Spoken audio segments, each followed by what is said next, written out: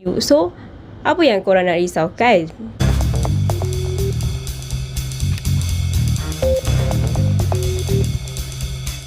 Hello guys, welcome back to my channel.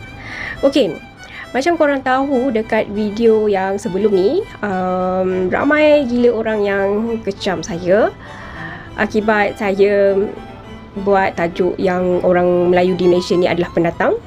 Sebenarnya tajuk pada video yang lepas tu hanyalah kenyataan dari bangsa Cina yang mengatakan Melayu Malaysia ni adalah pendatang daripada Indonesia. Yelah, saya cuma menjawab je, tapi adalah orang cakap saya bodoh dan sebagainya, yang macam buta sejarah, pergi sekolah balik lah, dan banyak lagi lah.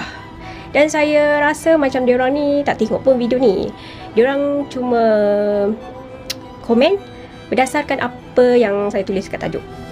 Okay, jadi kali ini video ni saya nak terangkan sedikit tentang bangsa Melayu yang mungkin pada video yang lepas agak macam tak tersusun, macam agak pening kepala, macam saya bercampur-campur sangat, banyak sangat kan. So dekat sini saya dah susun cantik-cantik, elok-elok, dan saya akan terangkan sampailah korang faham. Harap macam itulah. Okay, tanpa kita buang masa, jom.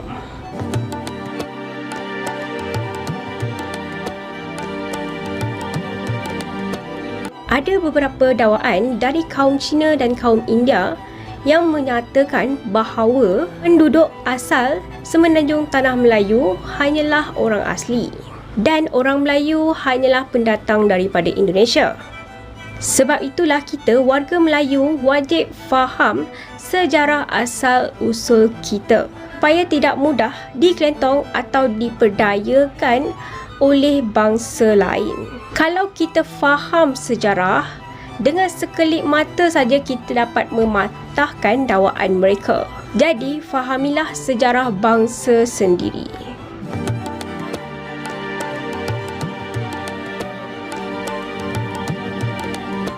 Orang asli adalah kumpulan Melayu Proto, iaitu induk asal bangsa Melayu. Kumpulan orang asli atau Proto Melayu ini gemar tinggal di kawasan tanah tinggi dan pendalaman kerana mereka sangat mahir tentang hutan dan hasil-hasilan.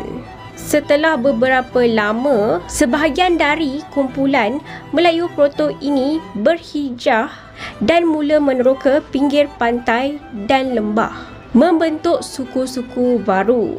Antaranya ialah suku Temuan, Jakun, Semelai, Kanak, orang Kuala dan suku orang laut.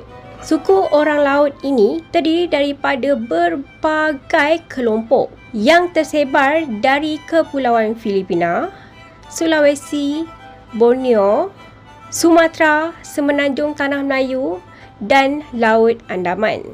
Di Laut Andaman ada beberapa etnik suku orang laut, suku Moken, suku Urak Lawoi dan beberapa suku lain. Suku orang laut Johor Riau terdiri dari 29 etnik suku orang laut. Antaranya ialah orang Seletar, orang Bintan, orang Selat dan lain-lain. Di Filipina dan Borneo, suku Sama Bajau ada 3 etnik utama, iaitu suku Sama Lipit, Sama Darat dan Bajau Laut. Kesemua suku orang laut ini telah pun wujud sekurang-kurangnya 4,500 tahun yang lalu. Jadi dekat sini kita dah ada 2 kumpulan, iaitu Melayu Proto Darat dan suku orang laut.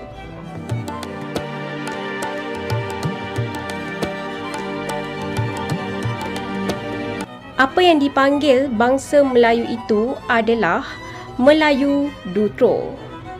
Kalau saya cakap silap, sorry saya tak tahu sebut dia macam mana. Dutro kot. Okay. So dari mana datangnya Melayu Dutro ni? Melayu Dutro adalah satu bangsa campuran sama ada melalui asimilasi atau perkahwinan campur di antara berbagai suku yang ada. Sama ada antara suku-suku orang laut sendiri atau suku orang laut dengan orang darat atau perkahwinan campur dengan bangsa-bangsa lain yang datang berdagang. Jangan tak tahu bangsa Melayu ni dah pun ada hubungan dagangan dengan Mesopotamia semenjak sekurang-kurangnya 2500 tahun yang lalu.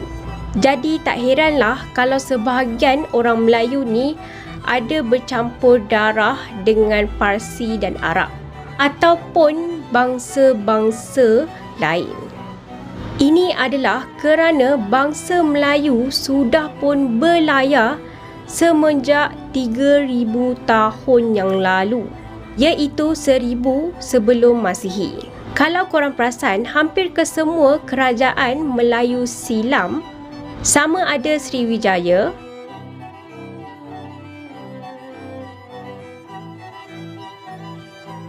Langkasuka,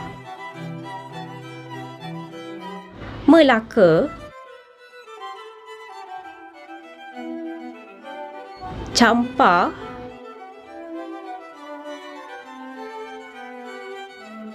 Makassar, Bugis dan yang lain-lain adalah kerajaan-kerajaan maritim yang terletak di pinggir pantai. Itulah yang dinamakan kerajaan-kerajaan Melayu ataupun Melayu Diutro. Untuk info, kebanyakan pengikut raja-raja Melayu dahulu kala, termasuk Parameswara, adalah suku orang laut.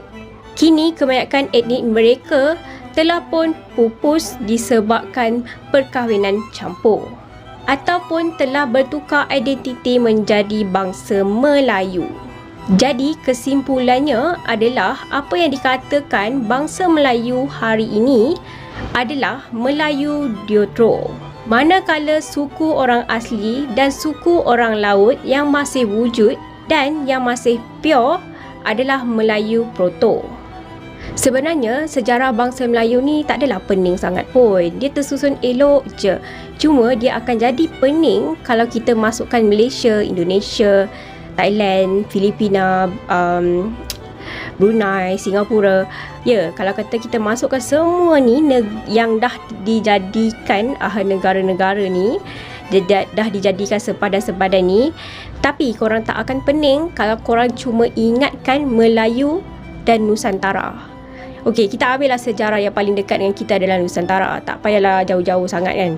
Okey, Nusantara. Nusantara ni kalau korang tengok peta dia sangat-sangat luas, yang termasuk Filipina, Thailand, banyaklah kiranya negara sekeliling, boleh kata negara-negara jiran kita ni. Dan semua ini adalah Melayu. Okey, Melayu tu kiranya sebelum kedatangan penjajah dan kahwin campur sebagainya lah. Sebelum tu. Okey, sebagai contoh, kalau katalah saya ni adalah orang Selangor dan saya pindah ke Penang. Adakah saya dekat Penang ni saya dipanggil pendatang daripada Selangor? Takkan.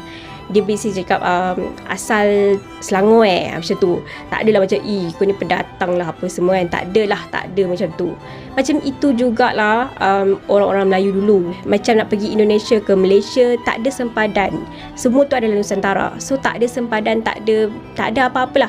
Bila Indonesia masuk dekat Malaysia pun, dia orang kira macam Malaysia pun tak ada masalah, Indonesia pun tak ada masalah.